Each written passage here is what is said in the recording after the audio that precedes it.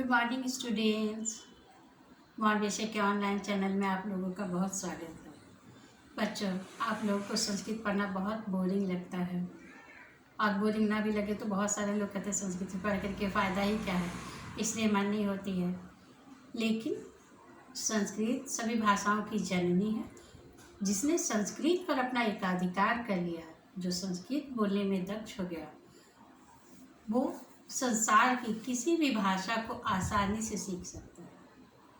और संस्कृत एक तो आसानी से समझ में आने वाली भाषा नहीं, प्रयास करके अगर आप समझ लीजिए, उसके बाद कितना भी प्रयास किया जाए ये भाषा आपसे अलग नहीं हो सकती। मतलब एक बार अगर आपने संस्कृत सीख ली तो बहुत कुछ आराम से होता चला जाएगा, सीखते चले जाएगा।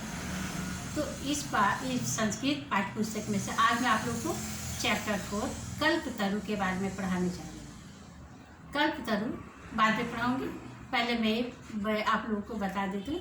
कल्पतरु जो है आपका वेताल पंचविंशति कथा संग्रह से एक रोचक जीवन मूल्यों से संबंधित कहानी है।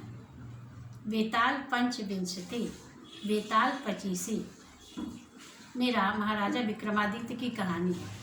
शायद आप लोगों ने विक्रम और बेताल देखा होगा। उस विक्रम और बेताल में ही है महाराजा विक्रमादित्य एक तांत्रिक जो है कुछ अनुष्ठान करता है, उसे प्रतिवर्ष एक सोने का फल देता है।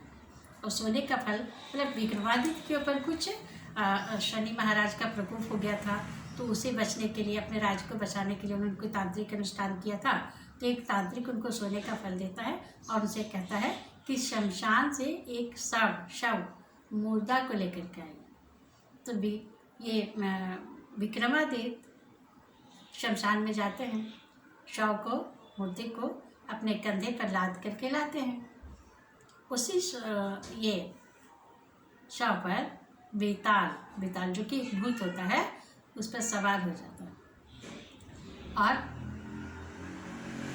उसके विक्रमादित्य के कंधे पर जो शव लटका हुआ रहता है, उसी के कंधे पर लटका हुआ रहता है और विक्रमादित्य से बातें करते हुए चलता है और कहता है, महाराज समय काटने के लिए चलिए आपको एक कहानी सुनाता है। उसके बाद वो एक बहुत ही अच्छा मनोरंजक कहानी सुनाता है और मनोरंजक कहानी सुनाने के अंत में वो एक प्रश्न पूछता है और महाराज से कहता है कि यदि आप इस प्रश्न का उत्तर जानते हुए भी अगर आप मौन रहें, क्योंकि तांत्रिक की चेतावनी रहती है कि आप जो भी शव लाओगे तो आपको मौन व्रत धारण करना, आपको कुछ नहीं बोलना।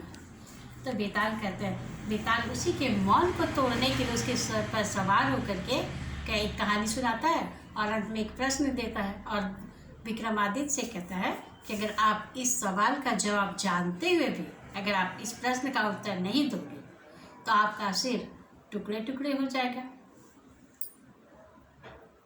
तो महाराज विक्रमादित्य चूँकि बहुत बुद्धिमान होते हैं, उनको सवालों के जवाब आते थे, तो जैसे ही प्रश्नों के उत्तर देते थे उनका मौन भंग हो जाता था और जैसे ही मौन भंग होता था वैसे ही बेताल सब के साथ उड़ करके फिर शमशान में वापस लौट जाता था।